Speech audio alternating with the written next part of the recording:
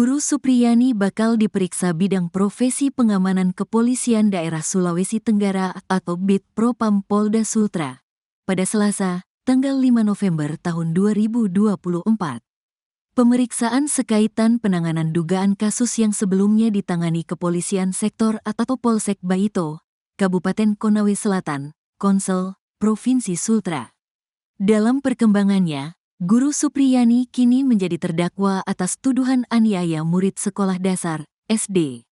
Murid SD negeri di Kecamatan Baito yang diduga korban merupakan anak polisi, sosok Kanit Reskrim Polsek Baito, Aibda WH, dan istri NF.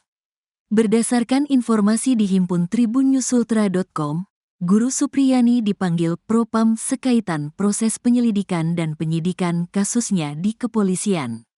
Selain itu, sekaitan dugaan permintaan uang damai 50 juta rupiah dalam proses mediasi dan penanganan kasus tersebut.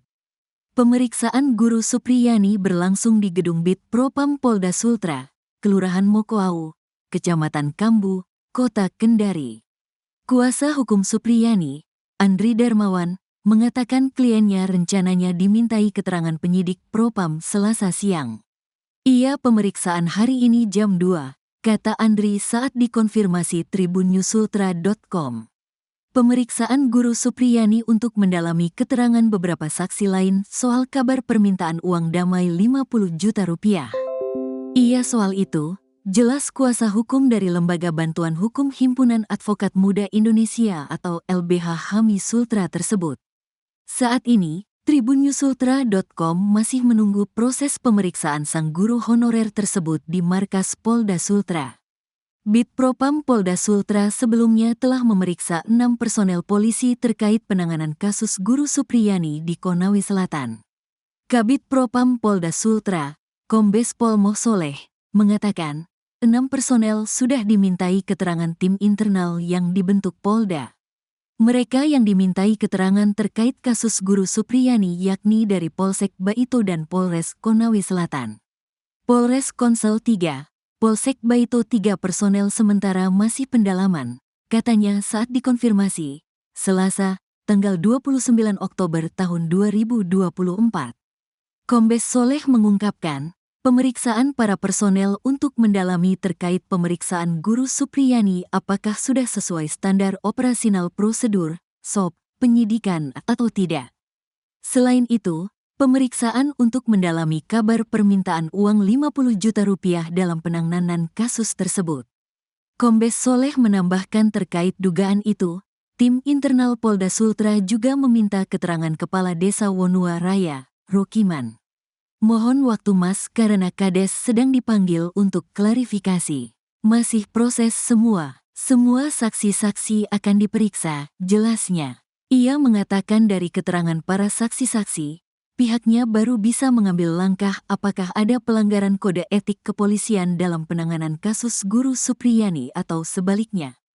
Terpisah, Kabid Humas Polda Sultra, Kombes Pol Is Christian, mengatakan, tim internal sudah bekerja mengusut kasus Guru Supriyani. Tim sedang bekerja, kalau personel juga sudah ada yang dimintai keterangan untuk internal, ujarnya.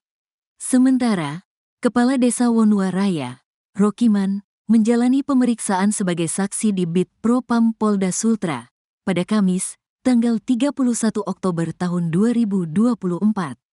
Rokiman diperiksa terkait kabar uang damai 50 juta rupiah dalam kasus Guru Supriyani di Kecamatan Baito, Konawe Selatan. Kades Wonua Raya tersebut diperiksa di ruangan bidang Propam Polda Sultra. Kabid Humas Polda Sultra, Kombes Pol Is Christian, membenarkan pemeriksaan sang Kades. Iya benar, tadi yang bersangkutan dipanggil sebagai saksi untuk dimintai sejumlah keterangannya, katanya ditemui di ruang kerjanya. Terkait isu uang damai 50 juta rupiah dalam kasus dugaan penganiayaan yang dilakukan Guru Supriyani, jelasnya menambahkan. Ia menambahkan pihaknya akan mengumumkan hasilnya setelah semua pihak yang disebut-sebut dalam isu uang damai tersebut diperiksa dan dimintai klarifikasi.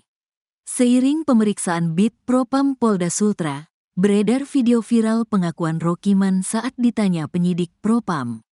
Awalnya, Penyidik menanyakan soal beredarnya dua video pengakuan berbeda dirinya terkait permintaan uang damai 50 juta rupiah. Adanya video soal penjelasan Pak Desa soal permintaan sejumlah uang dari penyidik Polsek Baito. Kami ingin meminta penjelasan video yang mana sebenarnya sesuai, tanya penyidik. Kades Wonua Raya menyampaikan dari dua video itu, pernyataan yang sesuai fakta saat dirinya memakai baju putih. Saat dirinya mengungkap oknum polisi yang meminta uang damai tersebut. Sementara video pernyataan yang beredar memakai jaket itu karena dibuat dalam kondisi tersudut dan diarahkan oleh Kapolsek Baito. Dalam video tersebut, dia mengaku permintaan uang 50 juta rupiah tersebut merupakan inisiatifnya sebagai kades. Kalau video yang pakai jaket itu saya diarahkan, di mana saya tersudut? Yang mengarahkan Kapolsek Baito, jelasnya. Mantan Kabar Eskrim Polri Komjen Pol Purnawirawan Susno 2J mengurai sederet kejanggalan dalam kasus guru honorer Supriyani dituding menganiaya anak polisi, Aibda Wibowo Hashim. Uraian tersebut disampaikan Susno 2J sebelum jadi saksi ahli di persidangan Supriyani.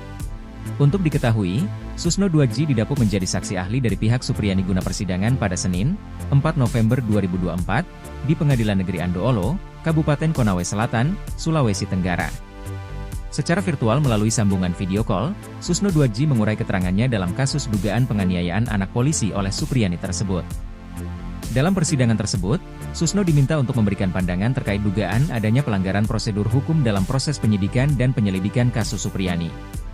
Namun sebelum memberikan kesaksian di persidangan Supriyani, Susno 2J terlebih dahulu mengurai pandangannya perihal kasus yang tengah viral itu.